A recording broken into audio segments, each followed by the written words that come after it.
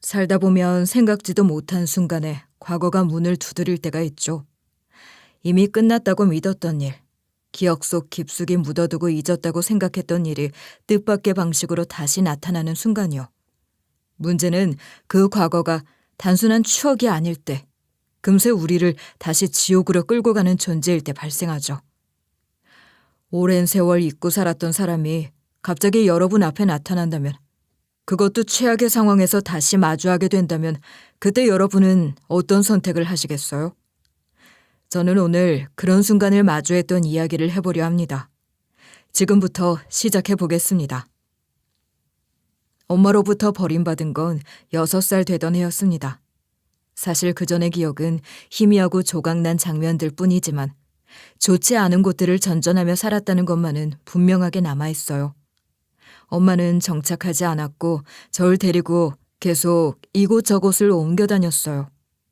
허름한 고시원 방에서 하루를 보내던 적도 있었고 커다란 공장 기숙사 같은 곳에서 낯선 사람들과 뒤섞여 지낸 적도 있었어요.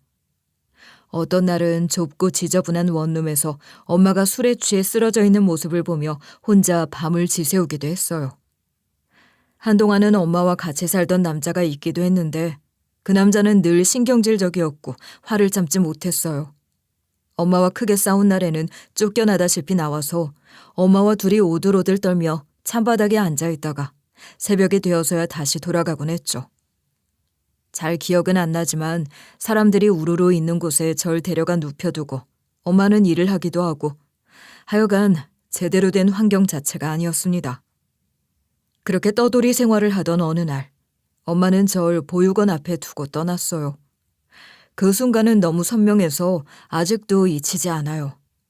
엄마가 제 손을 거칠게 잡고 보육원 앞 계단에 앉히더니 가방에서 뭔가를 꺼내더라고요. 저는 엄마가 무슨 말을 할까 기대하며 얼굴을 들었지만 엄마 입에서 나온 건 너만 없으면 내가 무슨 일을 해도 먹고 살아 라는 말이었어요. 애새끼가 짐덩이라는 말도 여태껏 잊히지가 않네요. 울면서 엄마 손을 붙잡았지만 엄마는 제 손을 뿌리치고 돌아섰어요. 그날 이후 엄마는 2번 다시 나타나지 않았죠. 그렇게 그때부터 전 보육원에서 자랐어요. 다른 아이들처럼 언젠가 부모가 절 찾으러 올 거라는 기대를 품지는 않았어요. 그런 일은 제게 일어나지 않을 거라는 걸 어릴 때부터 알고 있었어요. 보육원에서의 생활은 처음엔 낯설었지만 시간이 지나면서 익숙해졌습니다. 그곳의 아이들은 각자 나름의 이유로 이곳에 온 아이들이었고 누구도 자신의 과거를 쉽게 드러내지 않았어요. 단짝 친구였던 아이도 가끔 밤이 되면 베개를 껴안고 몰래 울었지만 아침이 되면 아무렇지도 않게 웃었어요. 저도 그게 익숙해졌어요. 감정을 숨기고 기대하지 않는 게 보육원에서 살아가는 방법이었어요. 그러던 어느 날, 절 입양하겠다는 부부가 나타났어요. 초등학교 입학을 앞둔 시기였죠. 원장은 저에게 좋은 기회라고 했어요. 남자아이들은 이런 기회가 잘 오지 않아. 남자아이를 입양하겠다는 부모들은 잘 없으니까. 게다가 나이가 더 많아지면 입양은 더 어려울 거야. 그러니 이 기회를 놓치지 말자꾸나. 새로운 집으로 가는 길은 어색했습니다.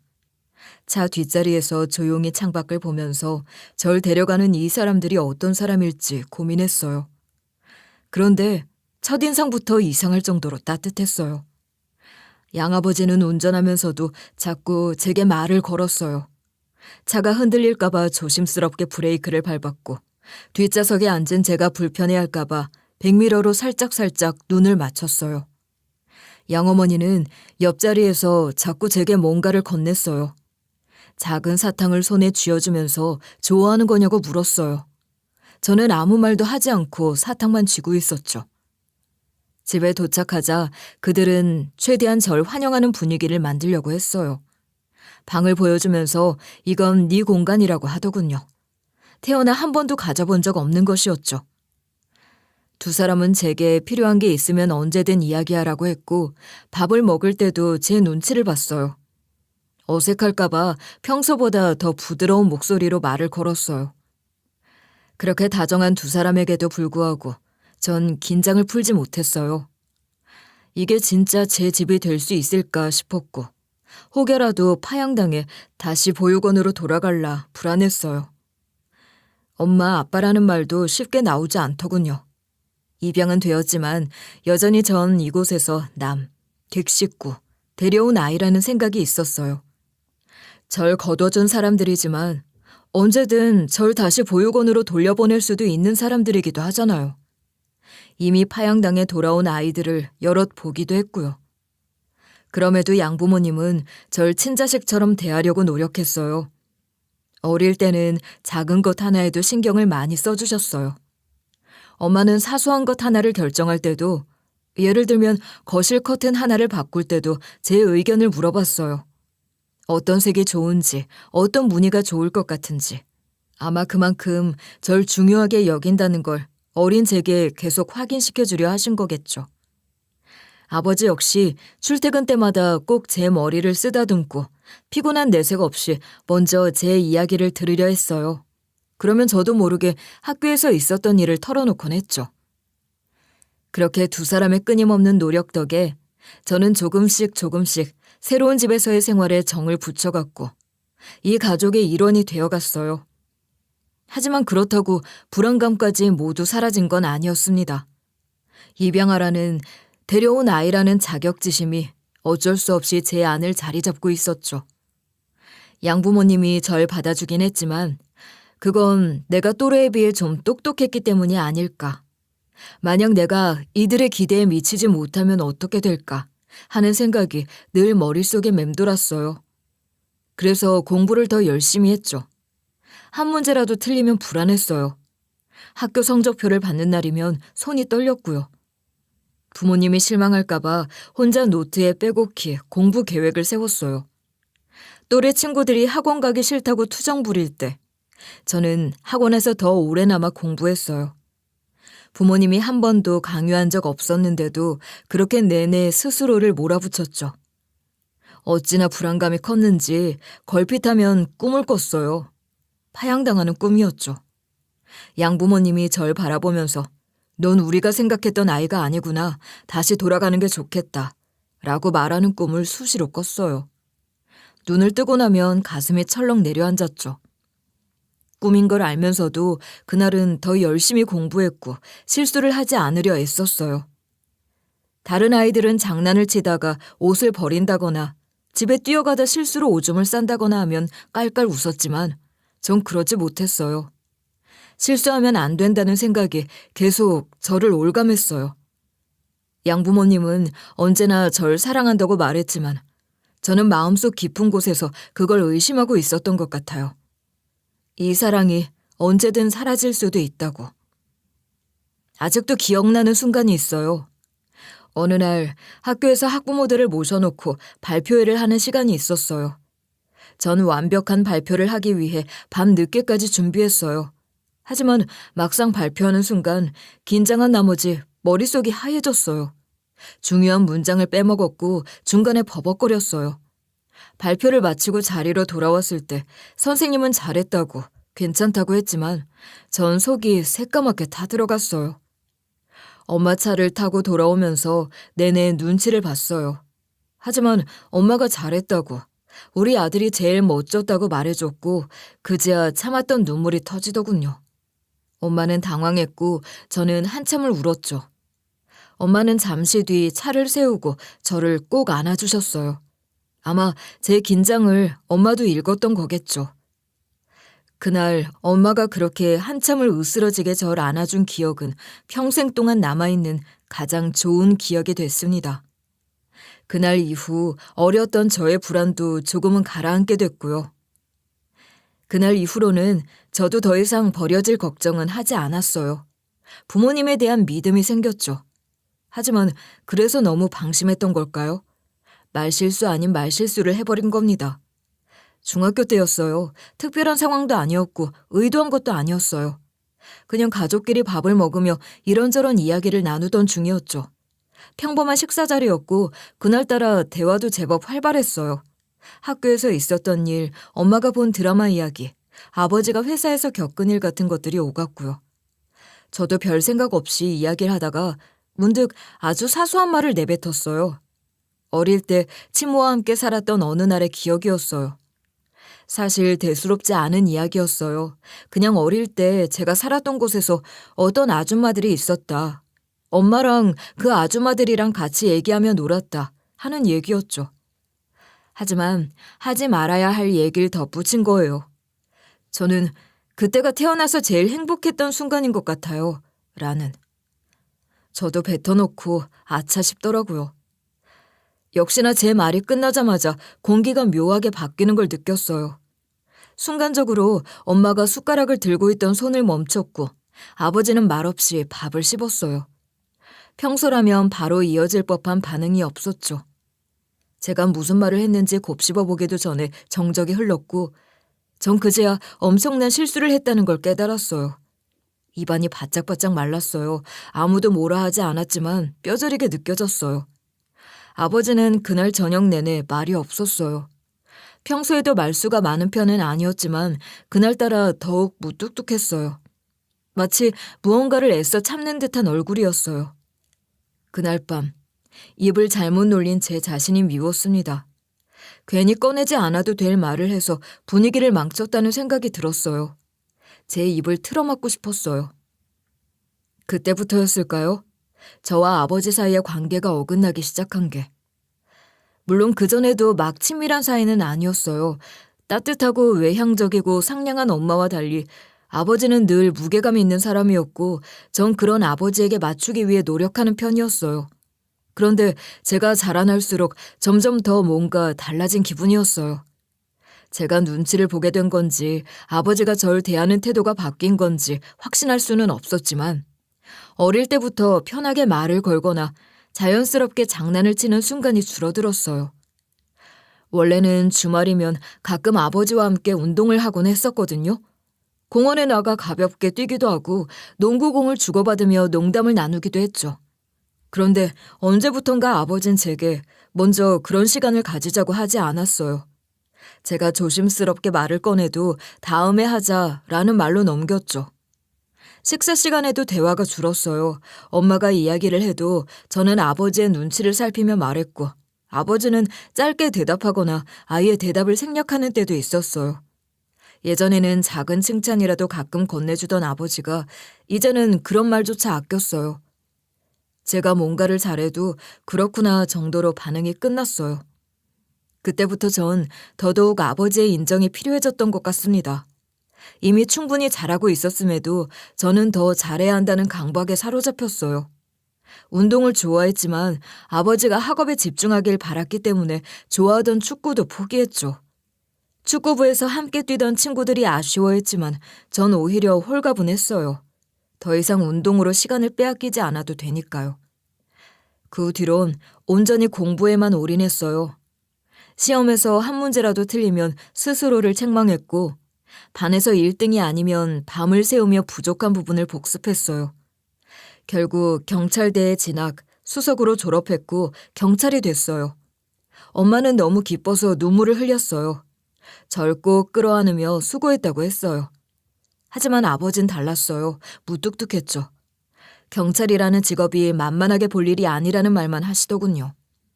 분명 나쁜 말은 아니었지만 전 그게 곧 잘했다는 의미라고 받아들이진 못했어요. 그렇게 경찰이 되고 나서는 하루하루 정말 바쁘게 살았어요. 밤을 새우는 건 기본이었고 여기저기 구르면서 몸으로 현장 감각을 익혔어요. 몇 년이 지나면서 다양한 사건을 맡게 됐죠. 그중에서도 기억에 남는 사건이 2개 있어요. 하나는 노인들을 대상으로 한 연쇄 사기 사건이었어요. 직접 피해자들에게 접근해 신뢰를 쌓은 뒤 거액을 뜯어가는 수법을 사용한 악질적인 놈들이었고 피해자가 수십 명에 달하는 사건이었죠. 저는 잠복 수사를 했고 그 과정에서 놈들에게 정체를 들켜 역습을 당했어요. 골목길에서 봉변을 당해 병원 신세까지 졌지만 다행히 그 덕분에 조직을 일망타진하는 데 성공했습니다. 또 하나는 보약 사건이었어요. 클럽을 중심으로 젊은 층에게 보약을 유통하는 조직이 있었어요. 조사해보니 경찰 내부에서도 이 조직과 연결된 인물이 있었어요. 내부 첩자를 색출하는 과정에서 제 촉이 작용했죠. 함께 일하던 선배 한 명이 수상했어요. 처음에는 설마 했지만 조사하면 할수록 선배와 조직 간의 연결고리가 드러났어요. 결국 선배는 체포됐고 내부에서도 큰 파장이 일었어요. 한바탕 난리를 치른 사건이었죠. 이 두 가지 사건에서 기지를 발휘한 덕분에 전 승진했고 중요한 임무들을 맡게 됐어요. 그렇게 경찰로서 자리를 잡아가고 있었죠. 하지만 일에 몰두할수록 가족들을 볼 날은 점점 줄어들어 갔어요. 경찰 생활이 바빠지면서 자연스럽게 집에 들어가는 횟수도 줄어들었거든요. 초반에는 엄마가 걱정하며 종종 전화를 했지만 저도 점점 일이 우선이 되었고 집은 그저 몸만 쉬어가는 공간이 되어갔어요. 그러면서 아버지와의 관계는 걷잡을 수 없을 정도로 더 서먹해졌어요. 어색한 정도가 아니라 이제는 마주칠 일조차 거의 없었어요. 집에 들어가는 시간이 늦었고 아버지는 아침 일찍 나갔죠. 얼굴을 마주치더라도 건조한 인사 한마디면 끝이었어요. 밥을 같이 먹을 때도 많지 않았지만 가끔 마주 앉아 식사를 할 때면 대화 없이 조용히 밥만 먹었어요. 엄마만 간간히 말문을 열었고 저는 습관적으로 맞장구를 쳤어요. 아버지는 여전히 무뚝뚝했고 전 그런 분위기에 적응된 듯 했어요. 그런데 어쩌다 집에 일찍 들어가거나 휴가를 내서 하루 종일 집에 있을 때면 뭔가 이상한 기분이 들 때가 있더라고요. 정말 그래도 말을 하는 게 됐대도 그냥 모르게 하는 게 나아. 다녀왔습니다. 그래 왔니 우리 아들? 피곤하지? 부모님이 나지막이 대화를 나누다가 제가 들어가면 갑자기 말을 멈추는 순간들이 종종 있었어요.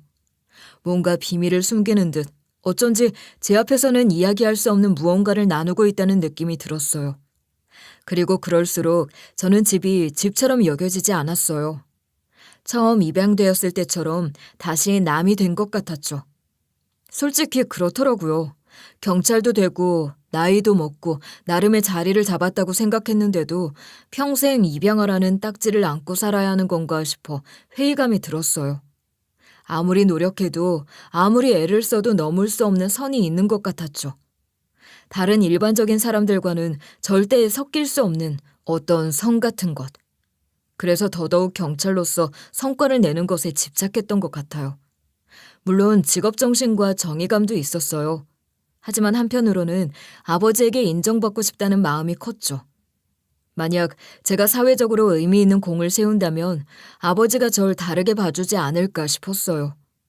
단순히 입양된 아들이 아니라 진짜 아들로 받아들이는 계기가 되지 않을까 싶었어요. 언젠가 뉴스에 나오는 경찰들처럼 큰 사건을 해결하면 혹시 아버지가 절 자랑스러워하지 않을까 하는 기대가 있었던 거죠. 그래서 누구보다 열심히 뛰었고 위험한 사건도 주저없이 맡았어요. 그러던 어느 날 경찰 생활을 하면서 가장 큰 위기가 찾아왔습니다. 도박장 급습 작전이었어요. 사전 조사를 마쳤고 내부 구조도 어느 정도 파악한 상태였어요. 정확한 시간에 들이닥쳐 주요 인물들을 체포하는 것이 목표였어요. 그런데 저희가 예상했던 구조와 실제 구조가 미묘하게 달랐어요.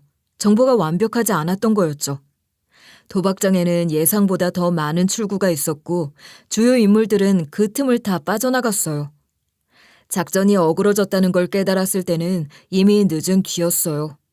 저는 주요 용의자 중 한 명을 뒤쫓다가 도박장 내부에서 예상치 못한 공격을 당했어요.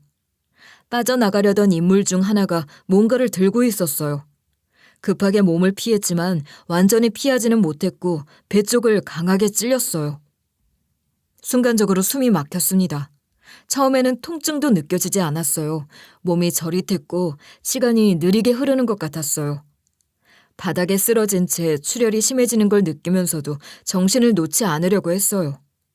동료들이 뒤따라와 제압했지만 이미 도박장 내 핵심 인물들은 사라진 상태였어요. 현장은 수습되었지만 작전 자체는 실패였어요. 병원으로 옮겨지고 나서야 실감이 났어요.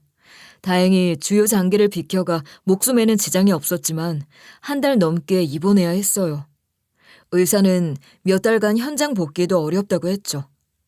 처음엔 몸이 성치 않아서였지만 나중에는 정신적으로도 무거운 시간을 보냈어요. 작전 실패에 대한 책임도 져야 했고 무엇보다 도망친 주요 인물들이 경찰 내부에까지 손을 뻗을 가능성이 생겼어요. 제가 몸을 회복하는 동안에도 그들은 움직이고 있을 거라는 생각이 들어 하루도 편하게 잘 수가 없었죠. 병원에 있는 동안 몇 번이나 사건 보고서를 다시 봤어요. 어디서부터 잘못된 건지, 어떻게 해야 했던 건지를 되짚으며 자책하기도 했어요. 그러면서 한 가지를 결심했어요. 반드시 이 도박 조직을 철저히 뿌리 뽑겠다고. 이대로 끝낼 수 없었습니다. 저는 회복하자마자 사건을 다시 파고들기 시작했어요. 병원에서 퇴원한 직후부터 서류를 뒤지고 도망친 인물들의 흔적을 쫓았어요. 동료들은 무리하지 말라고 했지만 멈출 수 없었죠. 이건 단순한 사건이 아니라 제게도 개인적으로 중요한 싸움이었어요. 이번에도 실패하면 저는 더욱 인정받지 못할 것 같았어요. 경찰로서, 한 인간으로서 저 스스로도 견딜 수 없을 것 같았어요. 그래서 모든 걸 쏟아부었죠. 그리고 그 과정에서 새로운 단서들이 발견되기 시작했어요. 도박장이 단순한 도박장이 아니라는 걸, 그 뒤에 더 큰 조직이 있다는 걸 알아냈어요. 그렇게 전 다시 그들의 뒤를 쫓기 시작했습니다. 작전을 준비하면서 모든 걸 철저히 계획했어요. 도박장 내부 구조, 조직원들의 동선, 주요 인물들이 가장 많이 모이는 시간까지 파악했고 실수를 반복하지 않기 위해 수십 번 시뮬레이션을 돌렸어요. 이번에는 반드시 잡아야 했어요. 더 이상의 실패는 용납할 수 없었어요. 경찰 내부에서도 관심이 집중된 사건이었고 저 개인적으로도 놓칠 수 없는 싸움이었습니다. 몇 달 동안 이 일에만 매달렸고 드디어 모든 걸 마무리할 시간이 왔죠. 도박장을 급습한 날, 모든 게 계획대로 흘러갔어요. 예상대로 조직원들이 대부분 도박장에 모여 있었고 경찰이 들이닥치자 안은 순식간에 아수라장이 됐어요. 도망치는 사람들, 고함치는 소리, 몸싸움이 벌어지는 소리로 공간이 뒤죽박죽이 됐어요. 하지만 저희는 이미 동선을 파악하고 있었기 때문에 빠르게 주요 인물들을 제압하기 시작했습니다. 현장은 혼란스러웠지만 체포 과정은 생각보다 순조로웠어요. 몇몇 조직원들이 저항하려 했지만 금방 제압당했고 우리는 목표했던 핵심 인물들을 차례로 붙잡아갔어요. 그렇게 체포를 진행하던 도중 문득 익숙한 얼굴이 눈에 들어왔어요. 그 여자의 얼굴에 제 시선이 멈추고 사태 파악을 하려는 순간 바닥에 주저앉은 그 여자가 제 앞에서 손을 모으며 빌고 있었어요. 아휴, 형사 양반 잘못했어요. 한 번만 봐주세요. 이렇게 부탁합니다. 내가 다 늙어가지고 이렇게. 순간 머리가 멍해졌어요. 그 목소리, 얼굴, 떨리는 손짓까지 어딘가 낯설지 않았어요. 전 그 여자를 바라보며 얼어붙었어요. 그가 날 올려다보며 눈물을 흘리고 있었어요. 그 순간 머릿속이 새하얘지더라고요. 너무나도 익숙한 얼굴이었어요. 그 사람은 어린 시절 절 보육원 앞에 버리고 떠났던 제 엄마, 아니 생모였습니다. 심장이 요동쳤어요. 불과 몇 초 사이에 온몸이 굳어버렸어요. 어떻게 이런 일이 일어날 수 있나 싶더군요. 저는 어린 시절의 기억을 지우고 살았다고 생각했는데 그 순간만큼은 마치 시간이 거꾸로 흐르는 것 같았어요. 제 앞에 앉아 비는 여자의 얼굴에서 절 버리고 돌아섰던 그날의 모습이 겹쳐 보였어요. 어린 제가 보육원 계단에 앉아 울던 모습과 그걸 뒤도 돌아보지 않고 떠나던 사람이 겹쳐졌어요. 저는 그를 한눈에 알아볼 수 있었어요. 얼굴은 세월이 지나 조금 변했지만 변하지 않은 게 있었어요. 생모의 목에는 오래된 화상 자국이 있었죠. 아주 어릴 때부터 본 흔적이었고 시간이 흘러도 사라지지 않았을 흔적이었어요. 그 자국을 보는 순간 더 이상 의심할 여지도 없었어요. 그 사람이 맞았어요. 목소리도 말투도 얼굴도 모두 그대로였죠. 반면 저는 당연히 생모가 절 알아보지 못할 거라고 생각했어요. 당연했어요. 어른의 얼굴은 수십 년이 지나도 크게 변하지 않지만 어린아이가 성인이 되면 완전히 다른 사람이 되잖아요. 저는 6살짜리 꼬맹이에서 30을 훌쩍 넘긴 남자가 됐어요. 그러니 설령 친모가 절 다시 본다 해도 절 기억하지 못할 거라고 생각했죠. 적어도 전 그렇게 믿고 있었어요. 그런데 그 순간 생모가 기괴한 웃음을 지으면서 제 이름을 불렀어요. 아유, 잠깐만. 그러고 보니 너 영주 아니냐? 어떻게 네가 여기에 있냐? 애미를 보고 어째 말 한마디도 안 하냐? 아들아, 나 좀 빼내다오. 응? 아들? 아줌씨 아들이야? 저 경찰이? 아니, 어디서 아들이 지혜미를 다 잡아들인대? 세상 말세네 말세야. 지혜미한테 수갑을 채우려고 하고 있어, 어디서? 생모의 입에서 아들이란 말이 나오자마자 주변이 조용해졌어요. 도박장 안에 혼란스러운 소리들이 마치 한순간에 정지된 것 같았어요. 경찰들 전원이 모두 절 쳐다봤어요. 생모는 바닥에 앉은 채 여전히 절 올려다보면서 이상한 웃음을 짓고 있었죠. 방글대는 그 눈. 그 눈을 보니 잊고 있던 기억들이 모조리 되살아나는 듯 했습니다. 제가 가장 행복했던 때라 생각했던 기억은 사실 웬 다방 골방에서의 기억이었고, 그때도 생모는 한편에서 화투를 치고 있었죠. 잊고 있던 그 기억의 파편이 떠오르며 순간 피가 거꾸로 솟는 느낌이었어요. 세상이 멈춘 것 같았어요. 저는 얼어붙어 있었습니다. 숨을 쉬는 것도 잊어버린 듯한 느낌이었어요. 머릿속에서는 수만 가지 생각이 스쳐 지나갔어요. 생모가 날 기억하고 있었다는 사실, 그리고 그런 사람이 지금 이곳에서 나에게 도움을 청하고 있다는 사실이 머릿속을 혼란스럽게 만들었어요. 하지만 전 단 한마디도 하지 않았어요. 그냥 다가가서 친모의 두 손을 잡고 수갑을 채웠어요. 생모는 계속해서 제 손목을 붙잡으며 울부짖었어요. 영주야, 한 번만 봐주라. 엄마야, 네 엄마. 내가 살다 보니 이렇게 됐다. 네가 경찰이면, 내 아들이면 한 번만 도와줘야 안 되겠냐.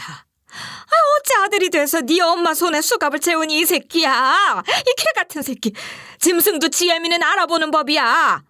생모는 애원했다, 협박했다, 소리를 질렀다 하며 계속해서 울부짖었지만 전 아무 말도 하지 않았어요. 흔들리지도 않았어요. 제 안에서 어떤 감정이 폭풍처럼 휘몰아치는 걸 느꼈지만 그것을 겉으로 드러내지 않으려고 이를 악물었어요. 그렇게 체포된 사람들을 모두 경찰서로 이동시켰고 경찰서로 압송된 도박장 일원들을 정리하고 조사를 시작하는 동안 내부 분위기는 술렁이고 있었어요.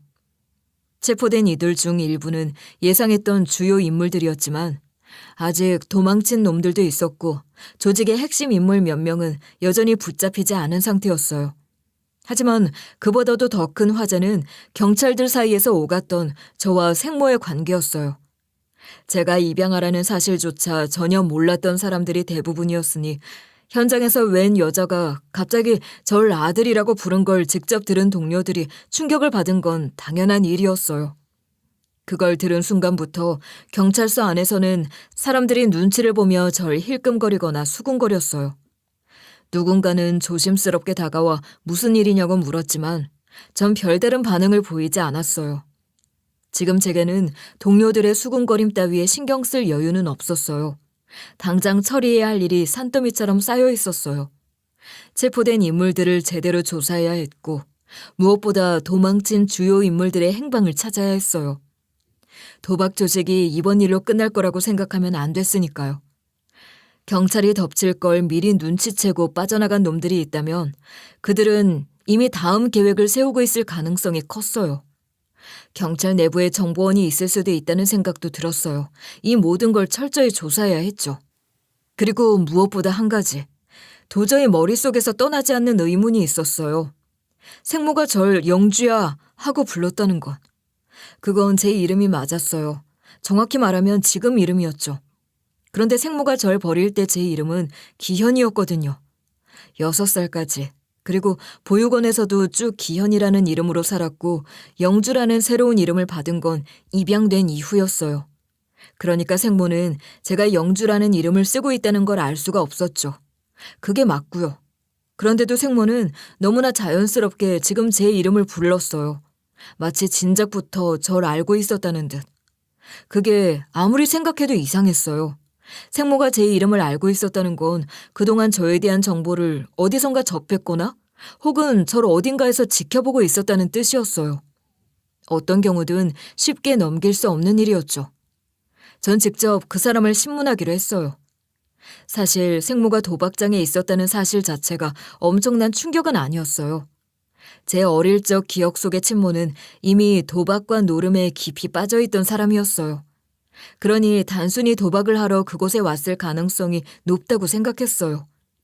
한때의 잘못된 습관이 여전히 계속되었을 뿐이라고요. 하지만 신문을 진행하면서 예상과는 전혀 다른 사실들이 드러나기 시작했던 겁니다. 생모는 단순한 도박꾼이 아니었어요. 조사를 하면 할수록 믿기 어려운 사실들이 튀어나왔습니다. 도박장 운영과 자금 세탁, 조직과의 연계 가능성까지 보였어요. 단순히 도박에 빠진 한 명의 개인이 아니라 아예 도박 조직의 일부였어요. 그것도 가장 악랄한 역할을 맡고 있었어요. 생모는 빚을 진 사람들에게 일부러 더 큰 빚을 떠안기는 수법을 사용했어요.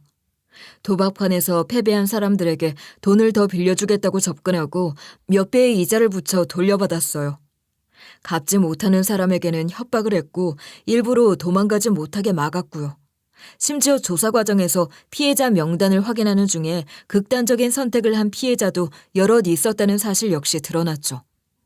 하지만 그 모든 사실을 뛰어넘을 만큼 충격적인 게 있었어요.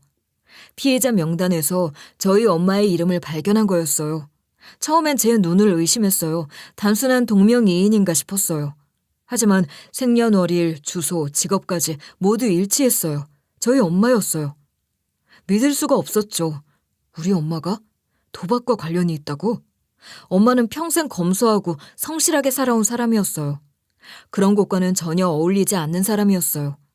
그런데 피해자 명단에 엄마의 이름이 있었다는 건 엄마가 이 조직과 어떤 식으로든 연관이 있었다는 거였어요. 바로 취조실로 들어갔어요. 생모는 이미 자리에 앉아 있었어요. 여전히 빙글대며 뻔뻔한 표정이었어요. 저는 생모를 향해 소리를 질렀습니다. 처음에 생모는 태연했어요. 오히려 절 비웃듯 빈정거렸어요. 사실대로 말해. 대체 무슨 짓을 한 거야?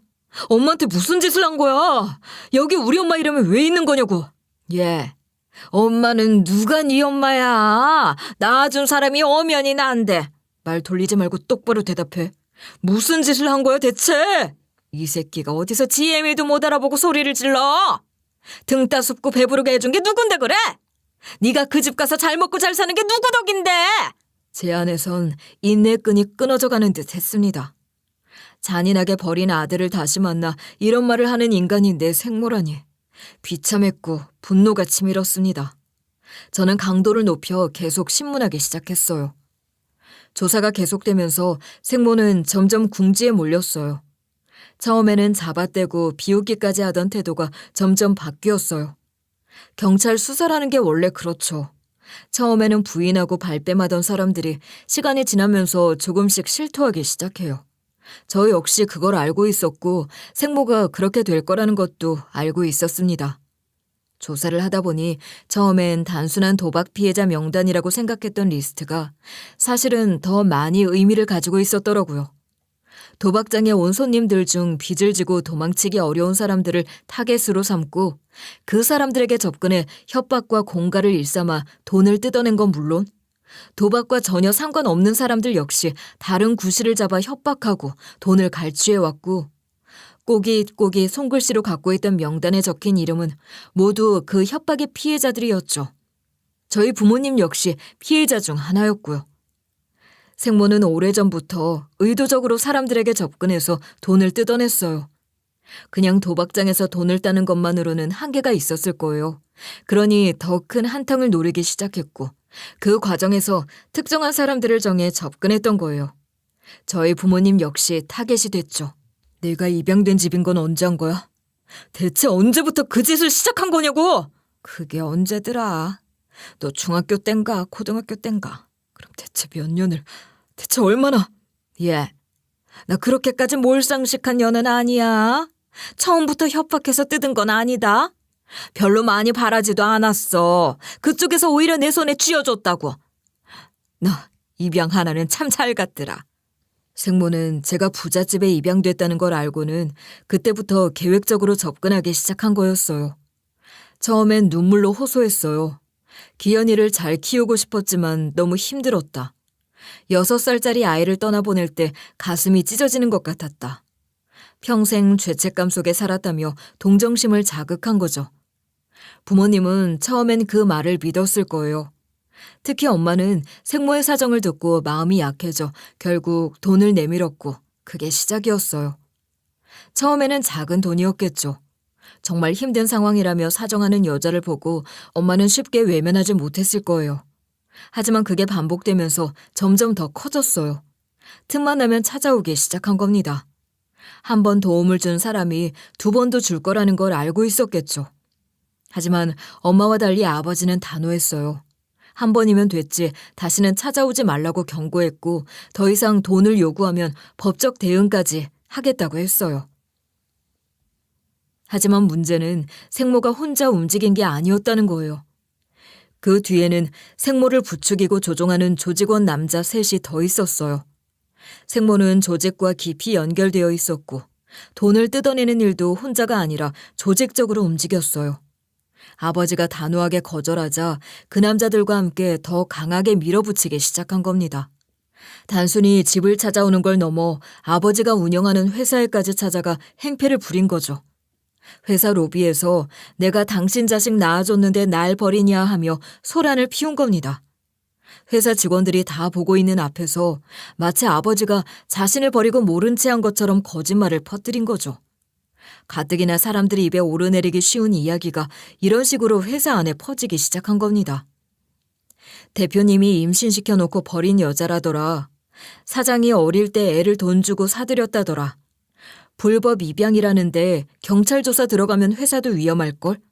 이런 말들이 떠돌기 시작했죠. 대기업이라면 보안팀도 있고 대응할 방법이 있었겠지만 직원 100명 남짓한 개인 회사에서 그런 대응을 할 수 있을 리가 없었어요. 생모와 남자들은 아예 무력을 사용하기 시작했죠. 회사 로비를 난장판으로 만들고 기물을 부수고 심지어 직원들에게 위협적인 행동까지 했어요. 경찰을 부르겠다고 하자 오히려 더 난리를 치면서 아버지를 압박했고요. 그 한바탕 난리로 인해 아버지 회사는 큰 타격을 입었어요. 거래처 몇 군데에서 계약을 끊었고 일부 거래처에서는 아예 연락을 피하기 시작했고요. 심지어 기자들까지 연락을 해와 사실 확인을 요구했다고 하더군요. 경찰 조사까지 받게 됐고 그동안 쌓아온 회사의 신뢰가 무너졌던 거죠. 저는 이 일을 그동안 까맣게 모르고 있었고요. 이 모든 사실을 알게 된 순간 저는 분노를 참을 수 없었어요. 어떻게 사람이 이럴 수가 있어? 당신이 어떻게... 자기 친아들을 맡아 키운 사람들한테 끊임없이 해를 끼치고 그걸 업으로 삼고 심지어 자신이 직접 나서지 않고 주변 남자들을 이용해 조직적으로 공략을 지시하기까지. 당신이 그러고도 인간이야? 인간? 인간이면 뭐가 달라지니? 인간 그거 하면 뭐 돈 주니? 그럼 나도 하고. 생모라는 인간의 입에서 나오는 그 말에 전 입을 다물고 말았습니다. 그날 밤 저는 혼자 경찰서 사무실에 남아 서류들을 정리했어요. 생모의 행적, 조직과의 연계, 피해자 진술서, 모든 걸 다시 훑어봤어요. 감정을 배제하고 사건을 있는 그대로 보기 위해 애썼어요. 하지만 아무리 봐도 이건 단순한 도박 사기 사건이 아니었어요.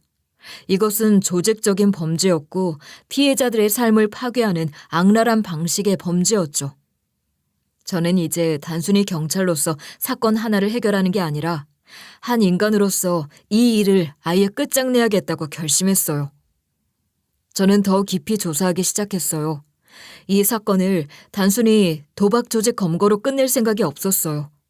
이미 놈들의 범죄 수법이 밝혀졌고 조직의 규모도 예상보다 훨씬 컸어요. 생모가 이 조직에서 어떤 역할을 했는지도 더 정확히 알아야 했고 생모가 단순히 이용당한 건지 아니면 적극적으로 가담한 건지도 확인해야 했어요. 그리고 무엇보다 이 조직을 완전히 뿌리 뽑아야 했어요. 그게 제 가족에게 그리고 저 자신에게 진짜 끝을 내는 길이라고 생각했어요.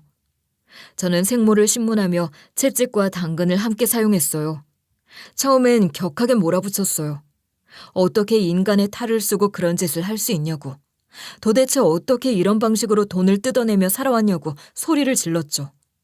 피해자 중에는 스스로 목숨을 끊은 사람도 있었다는 걸 알고 있냐고. 그들의 가족이 어떤 고통을 겪었는지 상상이라도 해봤냐고 몰아붙였어요. 생모는 처음엔 들은 척도 안 했어요. 오히려 시큰둥하게 앉아있다가 이내 피식 웃으며 그래서 내가 뭘 어쩌라고 라는 태도를 보이더군요. 저는 한순간 숨을 돌렸어요. 분노를 조절해야 했어요. 감정을 앞세우면 상대가 반응하는 게 아니라 오히려 방어적으로 나올 게 뻔했어요. 그래서 저는 전략을 바꿨습니다. 엄마라는 사람이 최소한 나한테 이 정도는 해줄 수 있지 않아요? 날 그렇게 잔인하게 버리고 내 입양해준 양부모님들한테까지 협박해 날 이렇게 궁지로까지 내몰았으면 최소한 아들이 경찰로서 실마리라도 찾기는 해줘야지. 그래야 엄마 아니에요? 당신 나한테 해준 게 아무것도 없잖아. 이제라도 뭔가 하나라도 제대로 하고 가. 당신이 낳은 자식이 경찰이 돼서 당신 앞에 섰는데 마지막으로라도 인간적인 선택을 하길 바랄게요. 잘 생각해 보세요. 제 작전이 먹힌 걸까요? 처음엔 무표정하던 생모의 얼굴이 조금씩 흔들리기 시작했어요. 결국 그는 조직원 검거에 협조하기로 했어요. 생모가 조직원들의 신원을 밝히기 시작했고 놈들의 아지트와 은신처까지 저희에게 넘겼어요. 저는 모든 경찰 인력을 동원해 놈들의 근거지를 잠복하기 시작했어요. 몇 주간의 잠복 끝에 저희는 놈들이 움직이는 패턴을 정확히 파악했어요. 그들은 경찰이 이렇게까지 철저하게 수사를 진행하고 있는 줄 몰랐어요. 자신들의 흔적을 완벽히 지웠다고 생각했겠죠. 그렇게 마침내 놈들의 본거지를 알아냈어요. 놈들은 경찰이 온다는 걸 전혀 예상하지 못하고 있었고 저희가 들이닥치자 안에서는 비명이 터져나왔어요. 도망치는 놈들이 있었지만 이미 모든 출구를 봉쇄한 상태였어요. 경찰들은 빠르게 움직였고 놈들을 하나 둘씩 제압해 나갔어요. 총을 꺼내려던 놈들도 있었지만 상대가 되지 않았어요. 놈들은 저희에게 손쉽게 넘어갔고 결국 조직원 전원이 체포됐죠. 그렇게 놈들의 범죄 행위가 낱낱이 드러났어요. 이들은 단순한 협박꾼이 아닌 전문적으로 돈을 갈취하는 범죄 조직이었어요. 도박장뿐만 아니라 사채업, 사기, 공갈, 심지어 불법 도박 사이트 운영까지. 돈이 흐르는 곳이라면 어디든 끼어들어 수익을 챙겼어요. 그 과정에서 사람들의 인생을 망가뜨리는 건 아무렇지도 않게 여겼어요. 제 부모님도 그들의 타겟 중 하나였고요. 놈들을 모두 잡아들이고 난 뒤 저는 생모와 다시 마주 앉았어요. 이번엔 신문도 조사도 아니었어요. 단순히 인간 대 인간으로서 묻고 싶었어요. 자식을 버려놓고 어떻게 그런 짓까지 할 수 있었냐고. 생모는 이미 모든 걸 체념한 듯한 얼굴이었어요.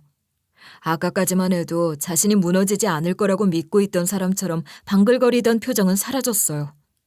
이제는 그럴 힘조차 남아있지 않은 듯 했어요. 일말의 양심은 있었던 걸까요? 생모는 제 눈을 똑바로 보지 못했어요.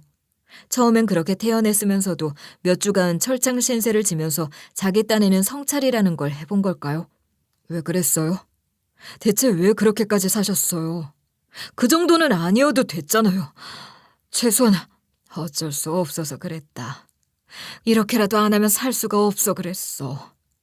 나라고 그런 짓까지 하고 싶었겠니? 바닥으로 살고 싶어 사는 년이 어딨어. 근데 여자 혼자 살아남으려면 방법이 있는 줄 아니? 세상이 얼마나 가혹한지 네가 아냐고.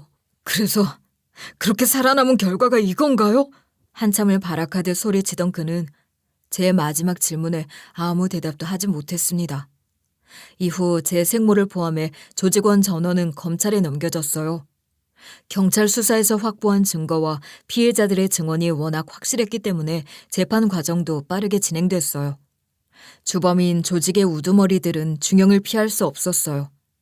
주동자들은 공갈, 협박, 불법 도박 운영, 사기, 폭력 등의 혐의가 적용됐고 피해자가 다수인 만큼 형량도 높았어요. 특히 주요 범행을 주도했던 3명의 남자들은 각각 징역 15년에서 20년형을 선고받았어요. 그동안 수많은 피해자들에게 돌이킬 수 없는 상처를 남겼다는 점이 가중처벌의 이유였어요. 이들은 피해자들에게 강제로 사체를 떠넘기고 협박과 폭력을 행사하며 경제적으로, 정신적으로 파탄에 이르게 했어요. 실제로 피해자 중에는 스스로 목숨을 끊은 사람도 있었고 그 가족들까지 정신적 고통을 호소하고 있었죠. 재판부는 이러한 점을 고려해 강력한 형을 내렸습니다. 생모는 조사에 적극 협조한 대가로 형량이 일부 감형됐어요. 하지만 그녀 역시 가담한 죄가 명확했기 때문에 집행유예나 가벼운 형은 받지 못했어요. 그는 도박장 운영에 개입한 점, 조직의 범죄에 가담한 점, 피해자들에게 직접 협박을 가한 점이 인정돼 징역 5년형을 선고받았어요. 생모가 직접 피해자를 협박하거나 공갈을 주도한 사례가 많았기 때문에 수사 협조를 했다고 해도 큰 감형을 받지는 못했어요. 그렇게 이 사건이 마무리되는 동안 저는 아버지에게 물었어요. 왜 진작 제게 말하지 않았느냐고. 아버지는 한참을 침묵했어요. 그러다 마침내 입을 열었어요. 너를 잃을까 두려워 그랬다. 그 말 한마디가 절 울렸어요. 아버지는 계속해 말씀하셨죠. 넌 몰랐겠지만 내겐 늘 불안감이 있었다. 네가 언젠가는 자기 친부모를 찾아가면 어쩌나. 우리는 진짜 부모가 아니다 하고 떠나버리면 어쩌나 하는. 우습지만 그런 악몽도 자주 꿨다. 꿈속에서 네가 나를 보고는 아무 감정도 없는 얼굴로 떠나가 버리고 나는 아무리 붙잡아도 널 붙잡을 수 없었어. 그 말을 듣는데 눈물이 주체할 수 없이 흐르더라고요. 제 어린 시절의 악몽과 너무 똑같았으니까요. 저 역시 어릴 때부터 늘 불안했죠. 저는 입양하였고 입양된 아이가 끝까지 사랑받을 거라는 보장은 없다고 생각했어요. 그래서 늘 모범생처럼 살았고 완벽해야 한다고 믿었어요. 실수라도 하면 버려질지도 모른다는 두려움에 사로잡혀 살았어요. 그런데 아버지도 같은 두려움을 안고 살고 있었다는 걸 이제야 알게 된 겁니다. 어느 날 네 친모가 나타난 이후로 난 더 극도로 불안해졌다. 어떻게든 인정받으려 애쓰고 모범생처럼 사는 너를 알았기 때문에 만약 네 친엄마가 그런 짓을 한 걸 알게 되면 네가 죄책감을 못 이기고 집을 떠나버릴지도 모른다고 생각했어. 그래서 저에게 말도 못하고 혼자 그 일을 모두 감당했던 거였어요. 아버지는 강한 사람이었습니다. 어린 시절부터 저에게 늘 든든한 기둥이 되어준 사람이었죠. 그런데 그런 아버지가 그 오랜 세월 동안 혼자 그런 두려움을 안고 살았다는 걸 알게 되니 가슴이 미어졌어요. 저는 처음으로 아버지의 눈물을 봤습니다. 그리고 저희 부자는 처음으로 서로를 끌어안고 한참을 울었어요. 그간의 모든 서름과 먹먹함이 한순간 씻겨내리는 듯 했습니다. 그 후 저희는 놈들을 상대로 소송을 걸었어요. 놈들이 조직적으로 퍼뜨린 루머들은 모두 허위였고 의도적인 명예훼손에 해당했어요. 법적으로 명예훼손죄는 사실을 적시하든 허위 사실을 적시하든 명예를 훼손할 목적이 있었다면 처벌이 가능했어요. 특히 이들은 악의적으로 회사를 공격했고 불법 입양이라는 근거 없는 소문을 퍼뜨려 회사의 평판을 심각하게 훼손했죠. 저희는 형법 제307조 명예훼손과 정보통신망법 제70조 사이버 명예훼손을 근거로 민형사소송을 제기했어요. 법원은 저희의 손을 들어줬습니다. 놈들은 의도적으로 허위 사실을 퍼뜨려 회사의 신뢰를 떨어뜨렸고 그로 인해 실제로 회사가 경제적 피해를 입었다는 점이 인정됐죠. 재판부는 그들의 행위가 단순한 헛소문이 아니라 조직적으로 기획된 악의적인 명예훼손이라고 판단했고 결국 놈들은 모두 유죄 판결을 받았어요. 놈들은 징역형과 함께 거액의 손해배상 판결까지 받았어요. 회사의 피해 규모를 따져 손해배상을 청구했고 법원은 저희 측의 청구를 받아들였습니다. 그렇게 저희는 법적으로도 현실적으로도 놈들에게 철저한 대가를 치르게 했어요. 그리고 아버지의 회사는 다행히 다시 정상화됐어요. 거래처들도 서서히 돌아왔고 회사 내부 분위기도 점차 안정됐어요. 처음에는 루머를 믿고 거리를 두었던 사람들도 법적 판결이 나오면서 저희 회사의 결백을 인정했어요. 시간이 지나면서 회사는 다시 예전의 신뢰를 되찾았고 결국 원래의 궤도로 돌아올 수 있었어요. 그 모든 일을 끝낸 후 저희 세 식구는 마침내 한자리에 모였어요. 오랜만에 함께 식사를 하면서 예전처럼 웃을 수 있었어요. 그리고 저희는 이제 더 이상 서로에게 아픔을 숨기지 않기로 했습니다. 그동안의 모든 일들과 각자의 두려움과 불안감까지 모든 걸 솔직하게 이야기했고 저희는 마침내 서로를 완전히 받아들일 수 있었어요. 피보다 더 진한 정과 사랑으로 저희는 이제 더욱 끈끈한 가족이 됐어요. 이 안정된 가정 속에서 더욱 굳건한 사랑을 느끼며 저는 경찰로서의 제 길을 계속 걸어갈 생각입니다. 징역 신세를 지게 된 이번 사건을 통해 진심으로 후회하고 있는 건지 어쩐지 저는 알 수 없어요. 하지만 한 가지 확실한 건 이제 저희 가족은 더 이상 과거의 상처에 얽매이지 않고 앞으로 나아가기로 했다는 점이에요. 피보다 더 깊은 정과 신뢰로 맺어진 저희 가족은 이제 서로에게 상처를 숨기지 않으며 있는 그대로의 모습을 받아들이기로 했어요. 저는 이번 일을 통해 다시 한번 온몸으로 깨달았어요. 가족이라는 이름이 반드시 혈연으로만 이루어지는 건 아니라는 거요. 오히려 서로를 선택한 가족이야말로 서로를 지키고 아끼고 함께 버텨주기로 한 사람들이야말로 진짜 가족이라는 거요. 이제야 모든 것이 제자리를 찾았다는 사실에 감사하며 저는 앞으로도 경찰로서 그리고 한 사람으로서 제 길을 묵묵히 걸어가려고 합니다. 그럼 모든 분들이 각자의 자리에서 따뜻한 울타리를 만들어 가시길 바라며 오늘 이야기를 마무리하겠습니다. 긴 사연 들어주셔서 감사합니다.